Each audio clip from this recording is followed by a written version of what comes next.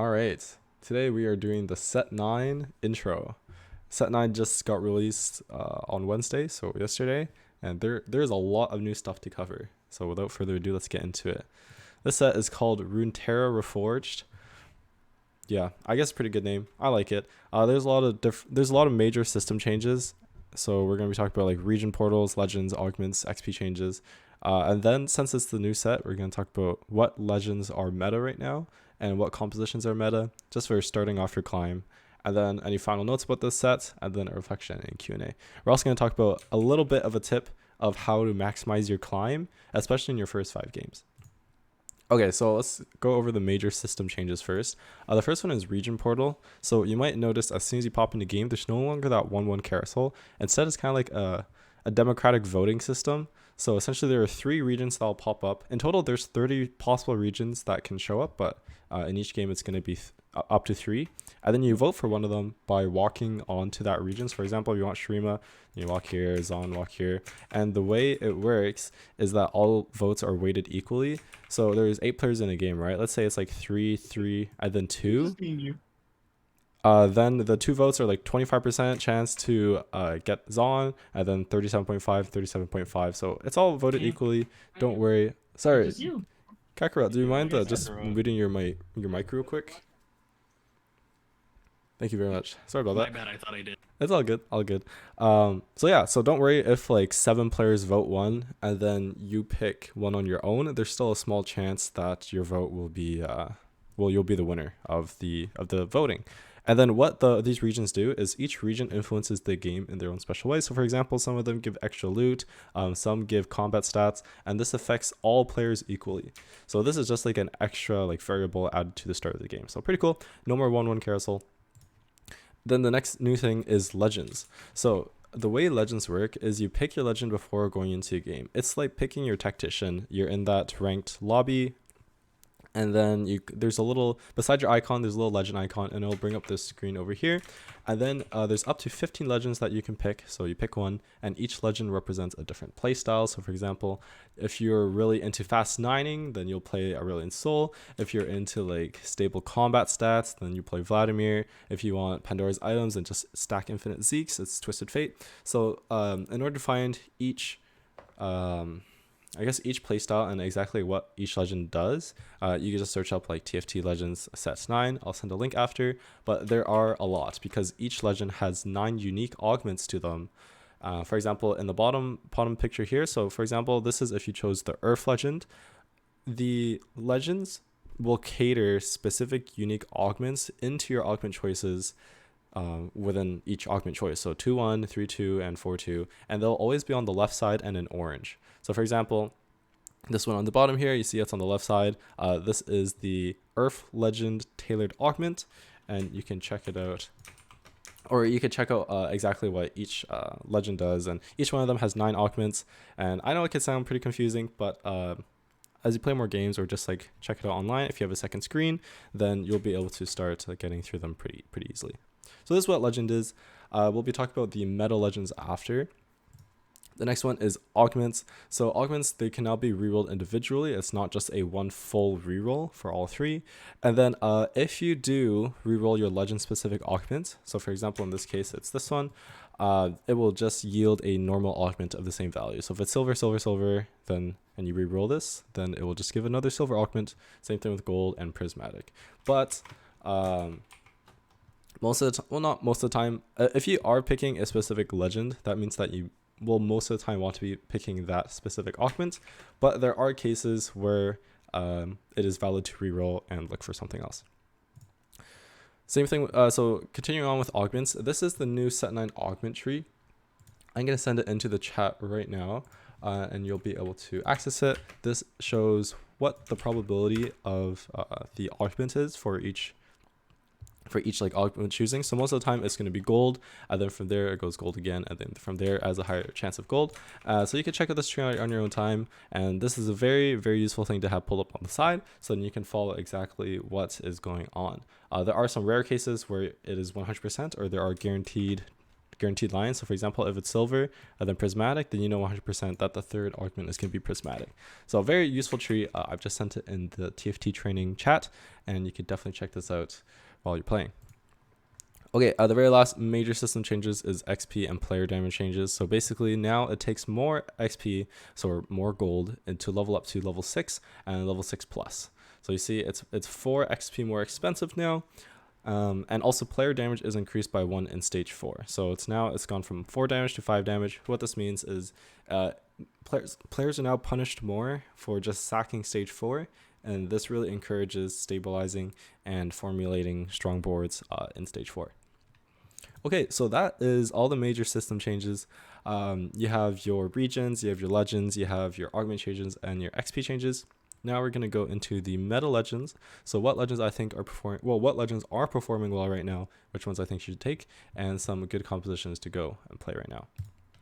Okay, so the first one is Poro Legend, and this legend is actually the one legend that has no tailored augments. So if you're very used to just playing classic TFT, you don't want to be involved in all like the specific tailored legend augments. You just want to play flexibly, adapt to change, and not have to worry about all this like new stuff.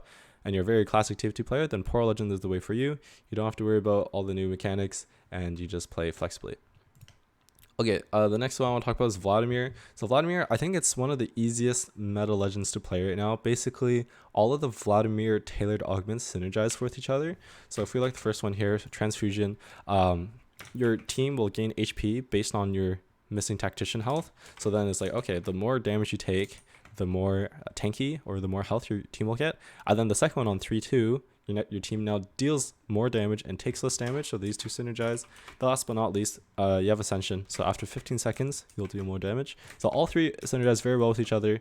So that's why it's the easiest one, in my opinion, because you always take the Vladimir tailored augment on the left every time an augment selection is prompted. And because of you'll always get this one on 2-1, or not the silver one in specific, but like any of these three. This means that loose streaking early is very, very beneficial here in order to maximize your economy, and also because of the way Transfusion works. So that's Vladimir. This works really well with traits like Shurima. Anything that will synergize with this, so like HP regen or stall. So that's why Shurima is good. All of this works really well together, and you'll be able to formulate a really strong team. So that's Vladimir. The next one is Twisted Fate. I would say a good number of players in your games will be going Twisted Fate because of Pandora's items. They're going to get this, and they are just going to start stacking Zeeks, or even if you're going reroll, which I think there are other better legend augments to take, but in this case, Pandora's items will grant you guaranteed best in slot items for your reroll carry. So sometimes they take that, but essentially with Twisted Fate, you're just trying to get as many Zeeks as possible and buff up your Garens, your Zeres, Aphelioses, even your like Tristana reroll. So that's why Twisted Fate is really popular right now, and it's really good meta legend to pick. Okay, next one is Earth. I think Earth is one of the harder ones to play because it's very flexible. It's not like the Poro one where you're not given any of these like special ones. It's flexible in the sense where it gives you Toma traits, Reforgers, components, emblems. So none of this is like combat stats, or at least direct combat stats. It gives you a lot of like flexibility to play around, and you can choose from a whole variety of lines. So it can be really strong, but it is hard to play. I will also send this chart in the chat right now as well. It essentially, in order to get like specific augments, or not specific augments, specific emblems, it shows you what units to play and to activate as many synergies as possible and try to get your augment of choice. So I'm going to quickly send this. It's from Robinsong's Toma Traits Guide, and props to him for providing us with so much stuff. Okay, so this is Earth Legend. Move on to the last meta one as the Ornn Legend. So I think Ornn is really stable. It's another one of those combat augments. It gives you an extra item, also gives you some utility with the gold. It's very easy to finalize items with your board with this legend because of the number of component anvils you're given, or just components in general. And also, if you're given gold, which if you remember, gold, your first augment to be gold is the highest probability. I think it was 62 or 68.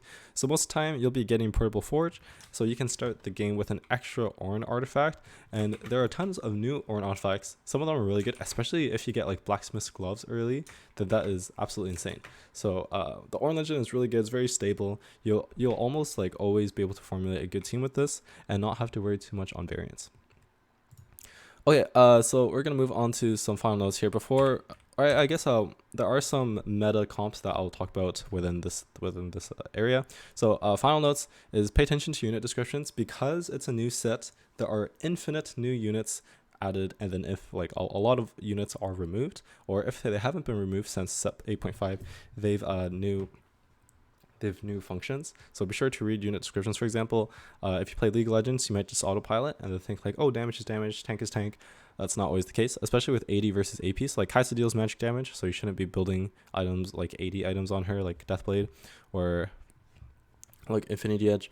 Kassadin is not a damage unit as he is in, or like a damage mage as he is in League. So now he has tank utility where he disarms.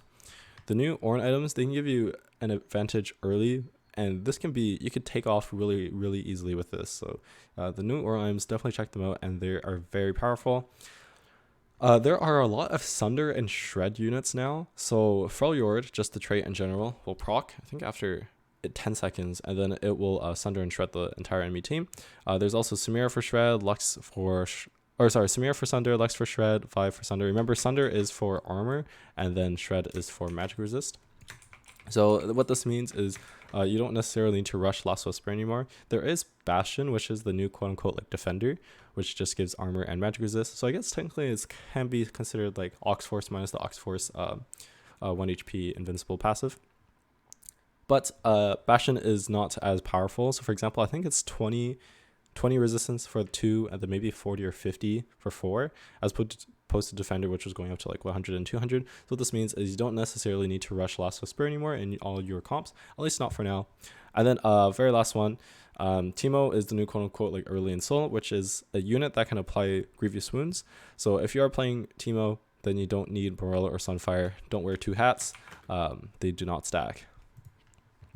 Okay, very last one. These are some meta comps that you can play, especially from your starting carousel. So what you take will influence what you play that game. So Tier and Rod, Sorcerer is really good. Sorcerer is Ionia, or you can play Teemo reroll with Yordles or multicast. Sword and Bow. So I think Sword and Bow is one of the best right now, just because there are so many like good AD comps you can play. Or well, Azir's not AD, but he utilizes bow and swords very easily. Challenger is Aphelios, Kai'Sa, Zeri. Zeri is really good right now. You can play Gunner Zeri, Zon Zeri. There's Piltover Zeri. Zeri is just really good. This unit executes and has a lot of like really good units within its composition. So I definitely try playing a Zeri comp. And then if you have glove or tank items, you can essentially play anything from there. It's very flexible. So I'd recommend going sword or bow right now. Probably bow is the best. And then flexing between Aphelios, Zeri, but there are other lines that you can play as well. Okay, so some final tips to climb. It's the new season. I know everyone's like very excited. I was too, or I still am. I still am excited. But before you hop straight into your ranked games, or maybe you already have, it is definitely beneficial to do a little research. Have like tactics.tool on the side, have that augment chart, have that like Toma traits guide. This is of course if you're like trying to like climb very easily and get that LP. If you're just playing casually, then don't worry about it too much. Just like have fun, do whatever. But this is for climbing tips. Also, the first 5 games are super important, so definitely try your best for that.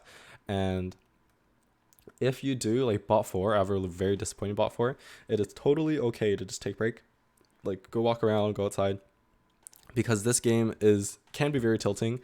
Games with like a variance or a chance factor means that some things are completely out of your control, and if you blame yourself for that, or if you feel like tilted from that, then it's gonna be very tough. So that is it for me.